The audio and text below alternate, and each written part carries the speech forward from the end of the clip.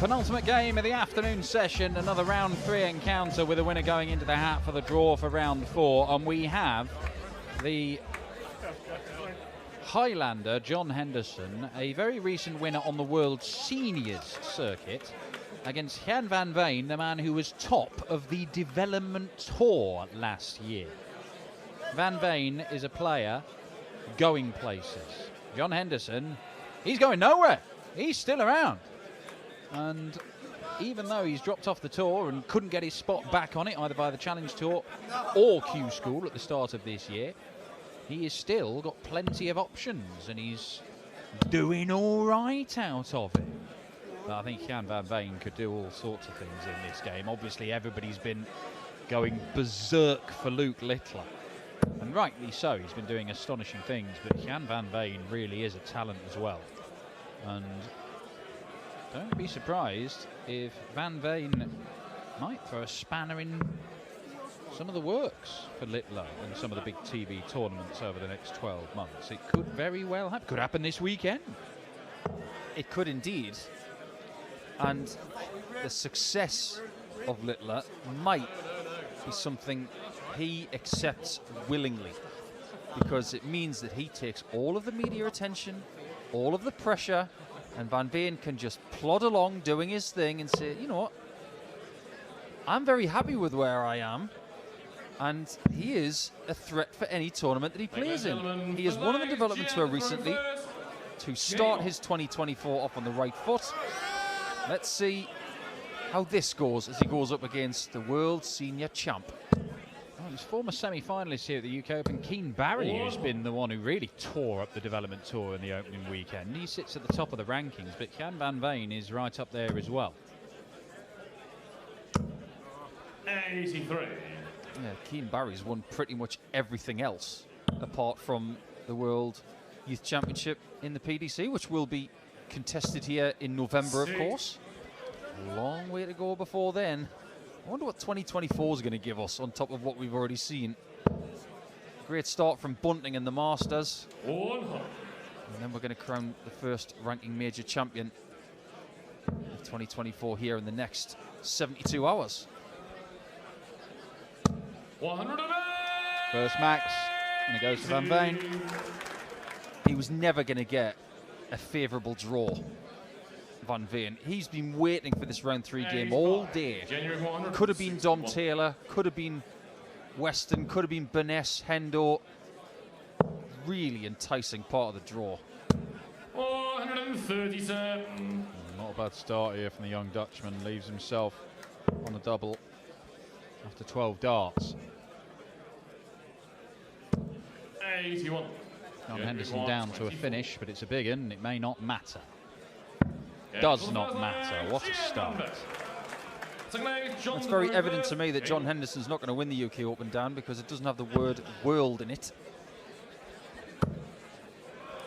Former World Cup champion, of course, for Scotland, in Peter Wright. And it wasn't that Peter Wright dragged him to that title. Hendo did his fair share of graft in that. There was a thing or two about graft. 6. In this part of the world, they know all about the graft.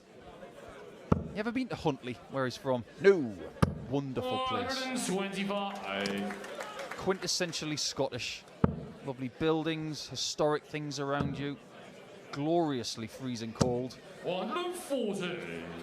Went through there on a bus once, before I knew John. Wonderful place. 25-foot golden statue of John Henderson in the town centre? Not yet, but I'm sure there will be. Yeah, they'll be working on it. As for Van Veen and his crop of players coming from the Netherlands at the minute, there are just so many of them.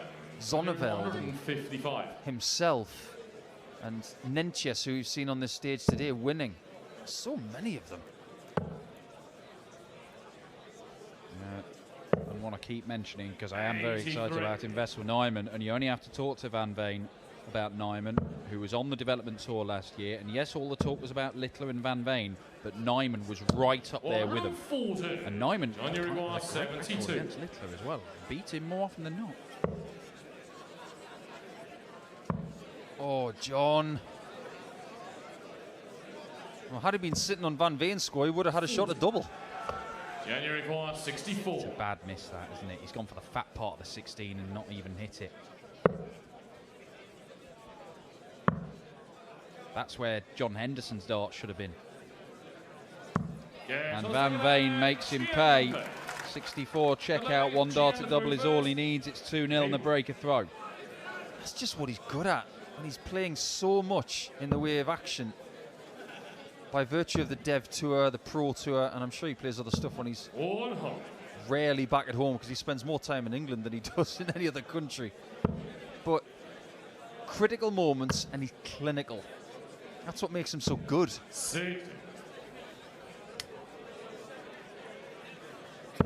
Run to the semi-finals of the European Championship back end of last year for Gian van Veen, of course. People thought he was really going to win that tournament.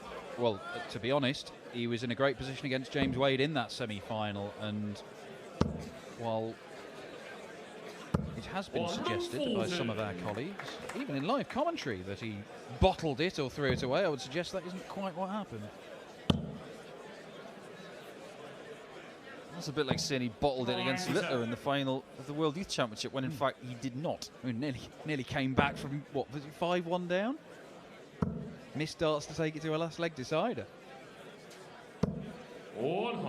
He's handling this situation against Hendo like it's just a practice match. He looks so calm and focused against what is a very dangerous opponent who's already won multiple matches today.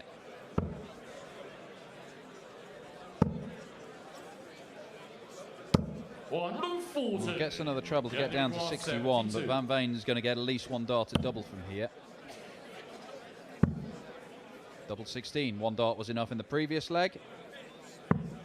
It is not on this occasion. At least from 72, he did get the 2 singles. This time, John doesn't need singles. He needs a double. 41. And by not getting that double 10, he might be staring 3-0 down in the face. Next off, double 8 is found. Gian van Veen takes a 3-0 lead. Now it's only 1 break of throw that he's got, Gian van Veen, but it does make this leg seem absolutely huge for Henderson. When you saw Van Veen play on the European Tour for the very first time, when he qualified through the... It was the associate member qualifier, wasn't it? Or was it the home nation one in the Netherlands? It was one of the two. At that stage, I wasn't thinking that this is going to be one of the big stars going forward. I thought maybe he'd be a Kuyvenhoven style, or maybe someone who would crop up on the European Tour every now and again. But his rise has been fast, hasn't it? Well, the genuinely breathtaking thing was seeing him turn up as a top-up player on the Players' Championship, evidently struggling with dartitis and struggling to let go of the dart, and then seeing him turn up again 3 months later, or maybe not even that, 2 months later. The dartitis had gone. He still stops and just checks his action every now and again, but he's not having any problem releasing the dart, and make a final, and then very nearly force his way into Minehead in the world. It was incredible stuff. The only player who's got dartitis and got better whilst having it. And then once it went, he got better again. It has been a sensational rise for Gian van Veen. Yeah, it was an associate member qualifier that he got through to the Euro Tour for the first time. Played Vincent van der Voort. Lost 6-2, but at those stages we were not thinking he's going to be a potential world beater. 120. But he is very much on everybody's radar now. And where does he go here? 2 balls? Thought that was in for a moment. 62. You can see why, because he covered that treble 20. So I felt that 2 bullseyes was the shot. Hendo missed 2 darts in the last leg. And he does not make that mistake again. He gets his first leg on the board.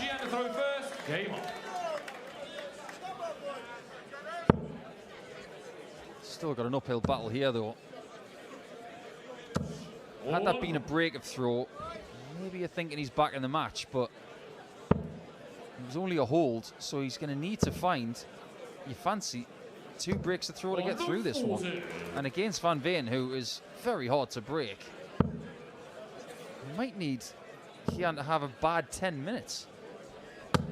Yes, at the moment, the Dutchman's posterior is settled very nicely on the 2-set cushion. 2-leg cushion, I should say. And that can disappear quite quickly because Hendo hits his second match. The aforementioned Vincent van der Voort is in the hat. Someone who missed the Worlds for the first time in forever. The last couple of months, he's beaten Christian Perez of the Philippines by 6 legs to 4. Other names in the hat: Mensa Sulevic, who beat William O'Connor 6-0. And Luke Woodhouse, 6-4 against Dylan Slevin. And the old Dutch clash between Richard Veenstra and Owen Roloffs went the way of Flyers by 6 legs to 1. Yeah, Luke Woodhouse, of course, a man who made some big strides in his career last year at the expense of Gian van Veen. 2 tops. Can't find him, and Van Veen's going to look at the 120 again. 79. Well, that was a good expression from Hendo, as if someone gave him an extra strength polo mint. 2 balls again. No, he did try and barrel his way through. 88. John, you require 20. Word of the wise, Mr. Van Veen. Don't leave 120. It just doesn't seem to work for you. Will this work for Hendo? This is for a break and throw. Biggest start of the match. And it's in from the world senior champ.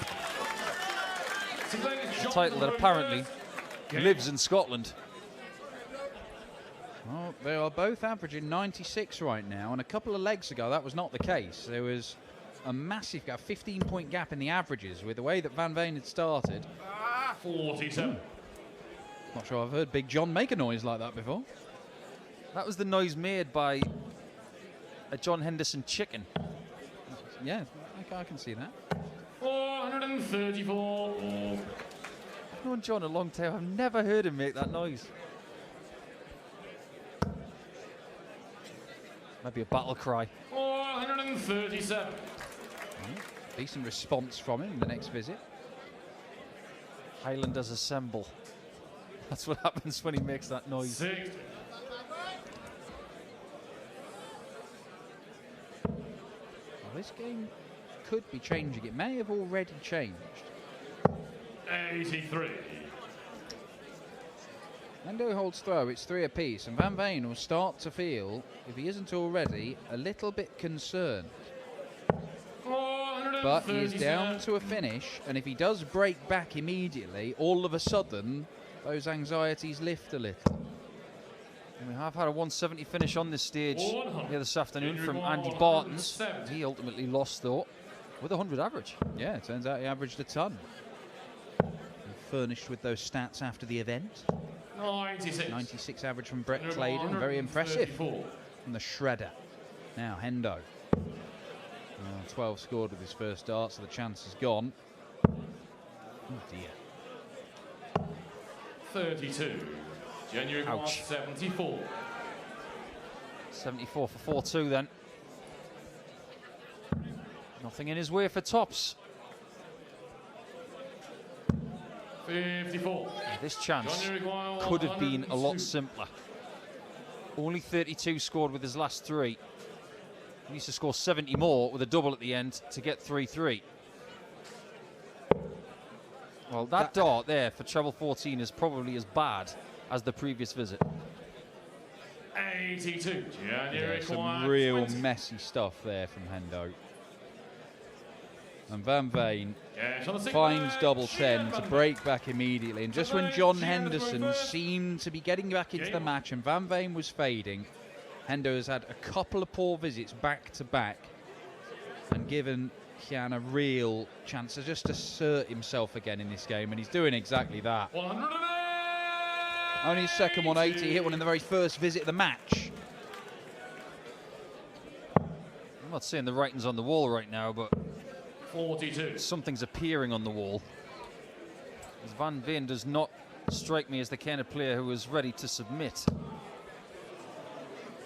I mentioned that he's had a good start to the development tour this year by getting title in the last few days, in fact. But another person that you mentioned, Keane Barry, he's taking on someone who could be the story of the afternoon, Joe Croft. They're playing for a place in the hat. Joe Croft is a qualifier. If he makes tonight, based on making the last 64 and his family history, that will be the story of Friday afternoon. Well, certainly could be, but Keane Barry is evidently in some decent form and back at a venue where did reach the semi-finals here. Beat James Wade along the way, as I recall. 140. That was a great performance. It was merciless. It was excellent. Outweighed James Wade. Every chance he was getting, he was gobbling up. Van Veen is certainly making the most of this. There was a mid-game wobble from Gian Van Veen, 40. but he's recovered. He's been allowed to recover. Double 10 is found again by Van Veen. 5-2 he leads. One leg away from reaching round 4. Have you ever had a look at the grip of Van Veen, just to see how intricate it is? The dart does a little dance in his hand before it's delivered. You've got to be really tricky with your fingers to be able to throw it this way. That third finger is so important. 6.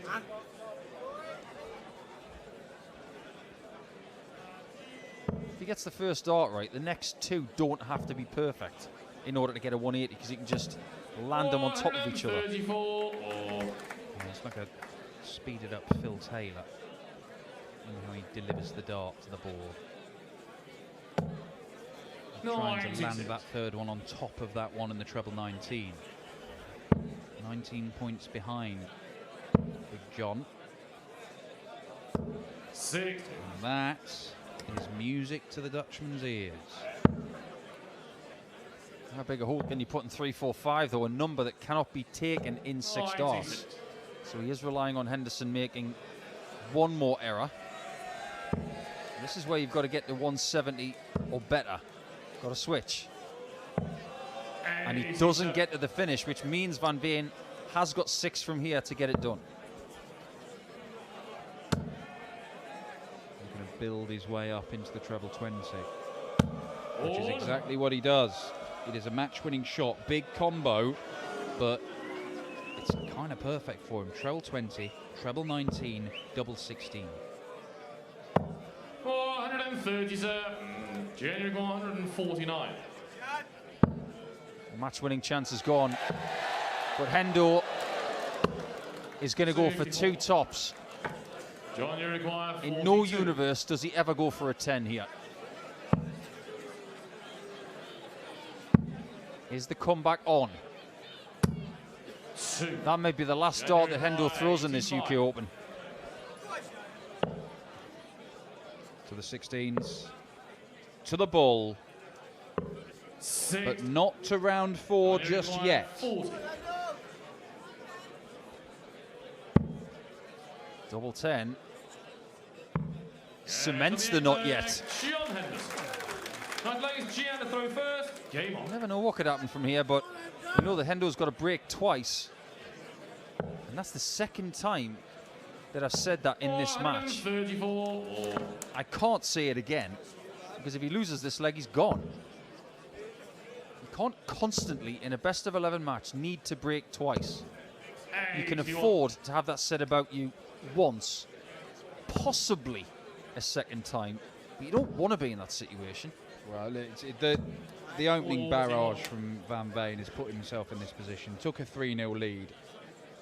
And there were back-to-back legs for Hendo. Then Van Veen reasserted himself. Granted, he's just missed a match dart, but Hendo's never fully been able to recover from going 3-0 down. There's been some fight, but there's still a 8-point difference in the averages. And a lot of that is down to the first 3 legs of the game, where Van Veen was just on a different planet to Henderson. You just wonder as well that this afternoon, going from board to board, practicing in between the 3 games that he's played, compared to Van Veen being able to program his time for 1 match this afternoon. Younger, fresher, in form obviously. Is this just too big a mountain for Hendo to climb this afternoon? Well, it looks like it. Van Veen went searching for the bullseye there to leave double 8. Now, in the end, he's missed it entirely, and he might have to use 2 darts to get to a match-winning double. 140. January Bullseye was the call there. 25 would have left 96. But that's 30, which leaves 31. Now, this 15 is not easy. That's a brilliant dart. Got past his own flight for a match shot at double 8. 45. 2 legs running now. Gian van Veen has missed a dart to win the match. Henderson to keep himself in the tournament. He can still do this. Treble 20 for double 18. He gets the treble. But clicks the wire of the double 18, and that is probably that. And that is that. As Gian van Veen goes through to the hat. Hendo's dream of getting into the hat is over. He'll have to try and qualify again next year. I'm sure we'll see plenty of John on the tour, even though he hasn't got tour privileges. I'm sure we'll see him on the Challenge Tour and possibly at European Tour events. But it's Gian van Veen who stops the charge of Hendo here on Friday afternoon. And we've only got one more game to go. And it's going to be another Scotsman on the chopping block. And that man's name is Cameron Menzies.